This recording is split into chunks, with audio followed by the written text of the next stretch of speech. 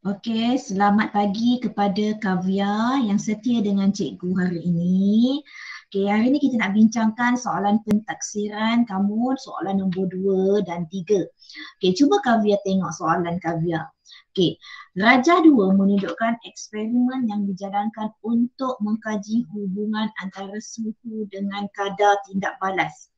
Okey, suhu dan kadar tindak balas. Okey, adakah Kavya dengar suara cikgu?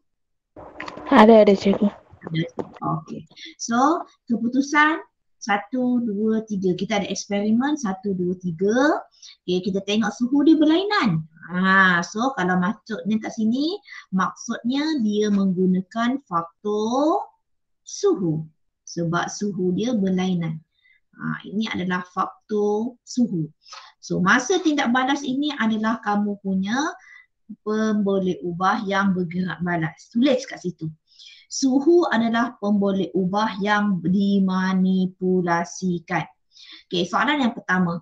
Nyatakan satu pemerhatian berdasarkan eksperimen di atas. So, kalau dia nak pemerhatian, kamu tengok apa yang kamu lihat dekat atas. Okay. So, apa yang kamu lihat dekat sini, masa tindak balas akan menjadi cepat apabila suhu adalah lebih tinggi. Ataupun cikgu, boleh tak saya buat apabila suhu 50 Celsius, masa tindak balas akan menjadi lebih cepat. Boleh tak Kavya cikgu buat macam itu? Jawapan Kavya macam mana? Boleh bagi cikgu tengok. Apa cikgu jawapan? Jawapan kamu apa? Masa tindak balas menurun apabila masa meningkat. Apa kadar tindak balas dengan masa tu sama. Kamu kena kaitkan manipulasi dengan yang bergerak balas Kavya untuk pemerhatian. Mana perkataan suhu kamu Kavya? Ada? Perkataan suhu. Ada kan? Kamu Tak tak ada. buat kan? Itulah salah kamu Kavya. Kamu tak cakap tentang suhu. Kamu kena cakap tentang suhu. Paling kurang pun kamu cakap pada suhu 50 Celsius, masa untuk tindak balas akan menjadi cepat. Ataupun kamu use saja ayat itu sendiri. Boleh Kavya? Masa tindak balas lebih cepat apabila suhu lebih tinggi digunakan. Dah, siap. Kalau kamu nak mention suhu itu 50 pun tak ada masalah. Cikgu, saya nak buat yang 30, boleh, tak ada masalah. Kamu buat macam ni lah. Masa tindak balas lebih lama apabila suhu lebih rendah digunakan. Boleh ya Kavya? Kamu nak suhu yang tinggi ke sama nak guna suhu yang rendah? Terpulang kepada kamu. Okay, tuliskan jawapan yang betul sekarang Kavya. Tulis pakai pen merah. Kalau ada pen merah, you tulis pakai pen merah. Okay, boleh ya? Boleh teacher. Okay, thank you. Okay, so tulis macam ini. Okay, masa tindak balas lebih cepat apabila suhu lebih tinggi digunakan. Okay, ataupun kamu nak buat masa tindak balas lebih cepat apabila suhu 50 Celsius digunakan. Pun boleh. Kamu nak mention suhu pun boleh. Okay, so sudah buat pemerhatian, mesti dia akan tanya tentang inference. Mesti dia akan tanya tentang inference. So, nak buat tentang inference, nyatakan satu inference. Inference ni apa cikgu cakap? Inference ni adalah sebab kepada pemerhatian yang ke atas. Kenapa masa tu jadi cepat bila suhu tu tinggi? So kamu kena buat. Ayat kamu salin balik pemerhatian. Okey. Masa tindak balas lebih singkat kerana. Cikgu nak salin yang ini ke? Tak payah. Yang ini tak payah. Kamu salin yang ini je. Masa tindak balas lebih singkat ataupun masa tindak balas lebih cepat. Okay, singkat ke, cepat ke, tengok kepada atas. Kamu buat cepat ke singkat? Pun boleh. Contoh Kavya buat, masa tindak balas lebih cepat kerana kadar tindak balas yang tinggi. Masa tindak balas lebih cepat kerana kadar tindak balas yang tinggi. Okay, boleh ya Kavya? Boleh cikgu. Okey. Kemudian soalan yang B. Okey. B, nyatakan hubungan antara suhu dengan masa. Okay. Kalau dia kata hubungan, tolong buatkan semakin MV, semakin RV. Okay. Semakin meningkat suhu, so kamu cakap tentang MV dulu. Ingat, yang ini Kavia betul tak yang B ni? Tak tahu cikgu, saya baca cikgu. Tengok.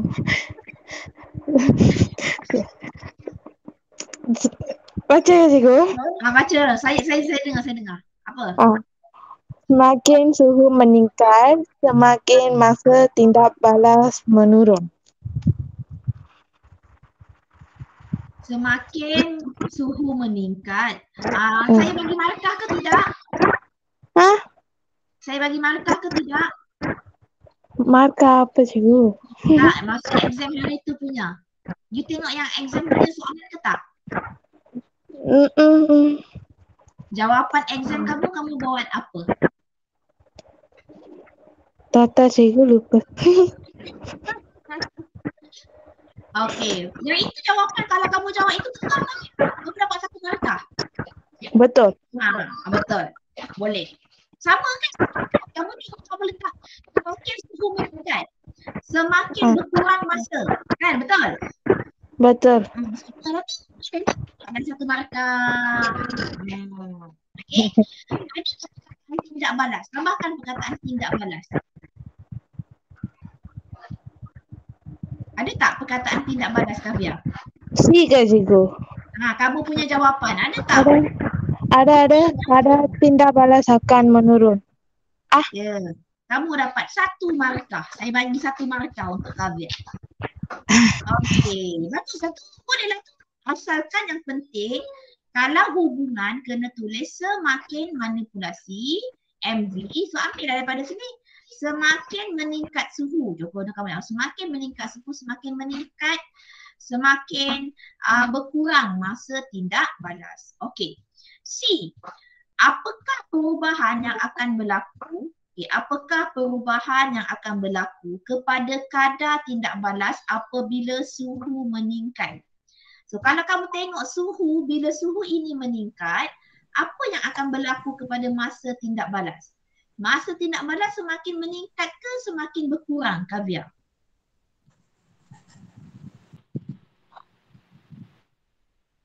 Kadar tindak balas. Kadar tindak balas apabila suhu meningkat, kadar tindak balas akan meningkat. Cikgu, apa maksud tu? Maksudnya tindak balas tu akan menjadi lebih cepatlah berlaku. Sebab itu dia hanya mengambil masa 12 saat sahaja. Berbanding dengan suhu 30, masa yang diambil lama, 50 saat.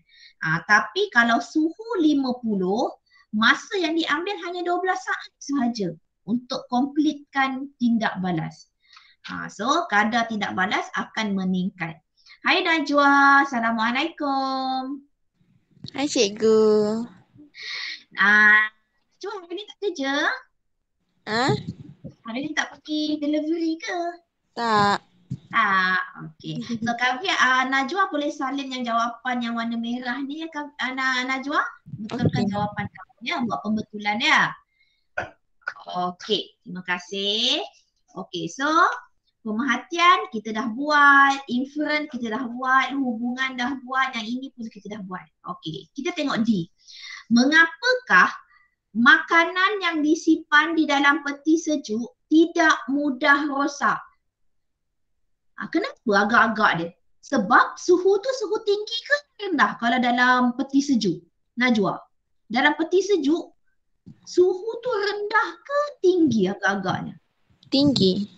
Ya ke? Betul dalam peti sejuk kamu Rendah. Rendah. Najwa punya peti sejuk mesti yang canggih punya. Sebab tu dia namanya peti, bukan peti sejuk, peti panas.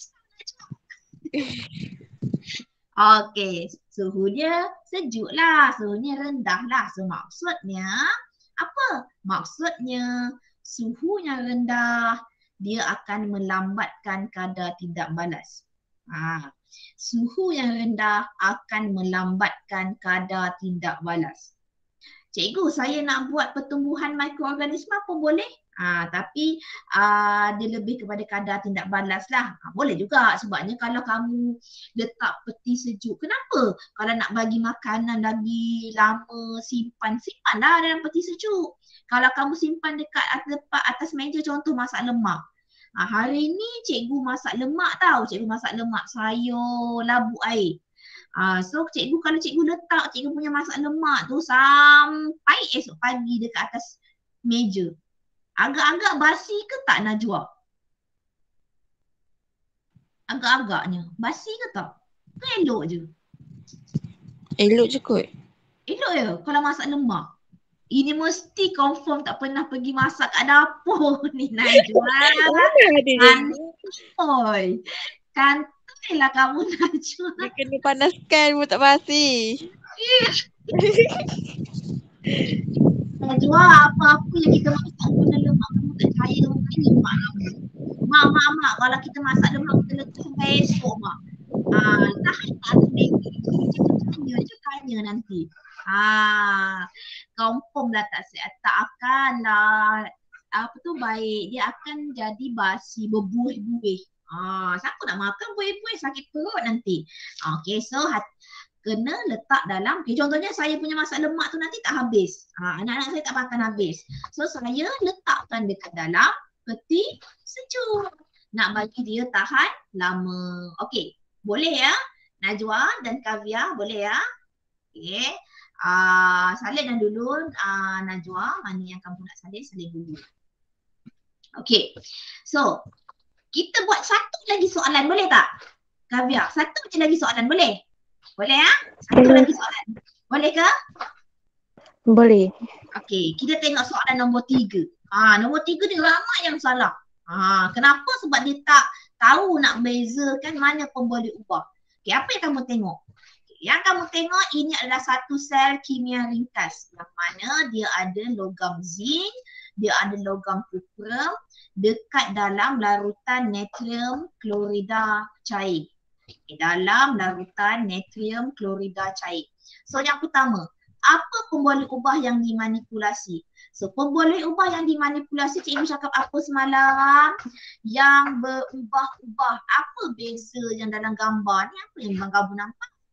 Kamu nampak satu dia pakai logam zinc, satu lagi logam kuprum. Sebenarnya tahu, dalam soalan dia dah cakap. Nampak tak?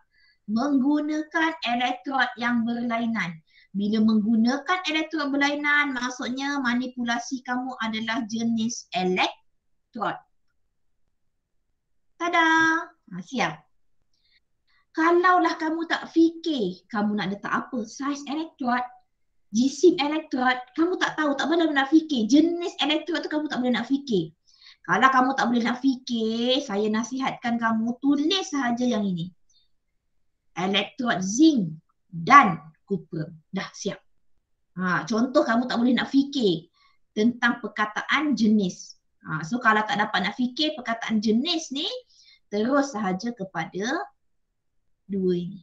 Tulis sahaja. Tapi hati-hati. Jangan pula kau buat sini atas, salah. Kena buat perkataan dan. Okey ya. So dalam kamu yang kamu buat latih kertas exam hari tu, tandakan guna pen merah. Kalau salah, kalau betul, bagus. Tandakan right. Okey ya. Kemudian, pemboleh ubah yang bergerak balas. Dia akan melihatkan apa kesan, apa pemerhatian yang kamu nak nampak. Kamu nak nampak ini, voltmeter ni. Apa yang ada? Dekat voltmeter ni nanti dia ada jarum tau. Dia akan bergerak. Maksudnya kamu akan tengok pesongan jarum voltmeter. Ini bermaksud pemboleh ubah yang bergerak balas yang nampak. Ini yang nampak. Apa yang kamu nampak? Kamu nampak pesongan jarum voltmeter. Kamu nampak. So yang kamu tak nampak apa? Kehadiran arus elektrik. Yang ini tak nampak. Tapi kamu boleh nampak melalui pesongan jarum. Bila ada sahaja pesongan jarum itu bergerak, itu bermaksud adalah hadirlah arus elektrik. Okey, boleh faham tak Najwa dan Kavya? Ingat ya, kita ada pemboleh ubah bergerak balas, ada dua jenis kan Kavya? Apa tadi Kavya? Yang nampak. Yang kedua apa Kavya? Yang tak nampak. Boleh ya? Boleh ya? Boleh cikgu, boleh. Jangan, yang itu kamu betul ke tidak? Pemboleh ubah. Pembeli ubah saya tulis penyerakan voltmeter cikgu. Penyerapan, apa maksud penyerapan? Penyerap, bukan penyerakan. Salah Kavya. Kalau pemboleh ubah yang dimanipulasi, kamu jawab apa? Jenis elektrod. Itu betul. Satu markah. Cuba yang bergerak balas tu mana kamu dapat jawapan tu? Tak tahu cikgu. Tak apa cikgu, voltmeter ada kan? Betul. Ini kan voltmeter. Kamu dekat voltmeter tu kamu akan nampak apa jarum dia. Kalau tahu. Okey, tak apa Kavya. So kamu tulis jawapan yang betul ya. Okey. Soalan B. Soalan B. Apakah yang dapat diperhatikan selepas switch dihidupkan? Lepas switch dihidupkan selepas 10 minit, apa yang kamu nampak? Confirm lah yang ini voltmeter ni. Voltmeter ni ada apa cikgu cakap tadi Kavya? Ni ada jarum.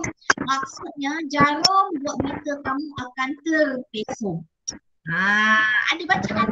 Maksudnya adalah arus elektrik yang ini. Adalah arus elektrik. So buat apa yang kamu buat ya Kavya? Soalan nombor B. Tak ada buat. Nanti cuba yang terbaik ya Kavya for the next exam. Boleh kan? Boleh. Okay, so ini yang kamu perhatikan. Kemudian apa maksud inferen? Dia nak inferen. Inferen tu kamu salin yang ini balik. Lepas tu tuliskan perkataan kerana. Jarum voltmeter terpesong kerana. Kenapa terpesong kecil? Tak Kavya. Kenapa dia terpesong? Sebab apa? Sebab ada elektrik. Ni. Sebab kehadiran arus elektrik. Ada elektrik kat situ.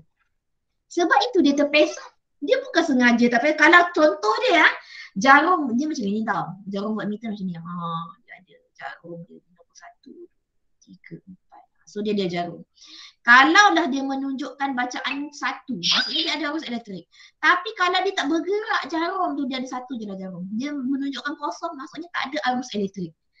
So jarum voltmeter terpesong kerana ada kehadiran arus elektrik. Okey, boleh ya? Kemudian, yang ini memang ramai yang salah. Saya sedih sangat. Sebab Cikgu Siana dah ajar banyak kali. Okey, dia tanya apa? Sel kimia lengkap. Cikgu cakap apa? Salin perkataan yang dia tanya. Okey, dah salin. Sebelum tu saya nak tanya, Kavya punya jawapan apa Kavya? Definasi kan? Sel kimia ialah satu sel yang bertindak balas untuk voltmeter bergerak. Jarum voltmeter bergerak. Jarum voltmeter bergerak. Okey, lagi.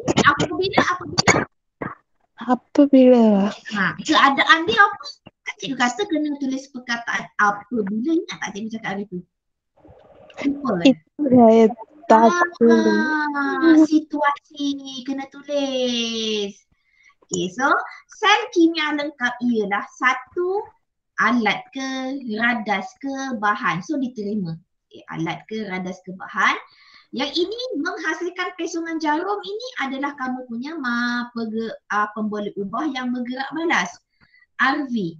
So sel kimia lengkap ialah satu alat yang menghasilkan pesongan jarum voltmeter. Nampak tak yang bergerak balas kamu apa kamu tulis ni? Pesongan jarum voltmeter. So kamu tulis kat sini. Yang menghasilkan pesongan jarum voltmeter. Okey, kemudian apabila apa yang kamu buat bila dah hasilkan jarum voltmeter tu bergerak? Apabila elektrod zinc dan elektrod kuprum direndam dekat dalam mana? Natrium, larutan natrium klorida cair. Ini situasi. Apa yang kamu buat? Ini adalah pemboleh ubah arwi. Kemudian yang ayat ni kamu kena buat. Sel kimia lengkap ialah satu alat ataupun satu sel. Bolehlah juga kamu cakap satu sel yang menghasilkan pesongan, bukan buat meter bergerak, jarum buat meter. Kalau buat meter bergerak, contohnya handphone kamu kan bergerak, itu bergerak. Itu bergerak, dia move. Macam mana pula buat meter boleh bergerak kau? Ya, jarum buat meter bergerak. Contoh kamu nak cakap tentang jam. Jam. Apa yang kamu boleh nampak tentang jam? Jam, jarum jam akan bergerak.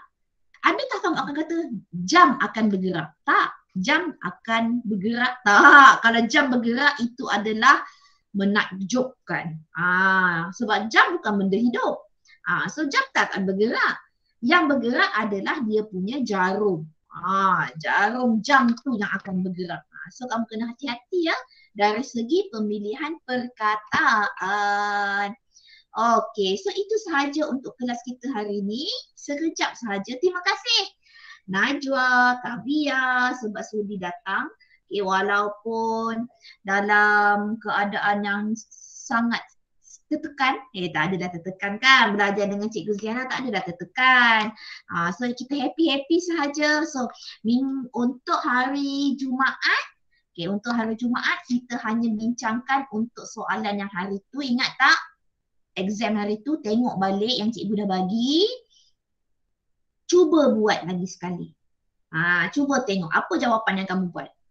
Esok kita akan hari Jumaat jam 10.30 kita akan bincangkan. Okay, so jumpa lagi untuk esok hari Jumaat. Terima kasih semua. Bye-bye. Assalamualaikum Najwa. Salam. Okay, bye-bye Kavya. Terima kasih. Bye, teacher.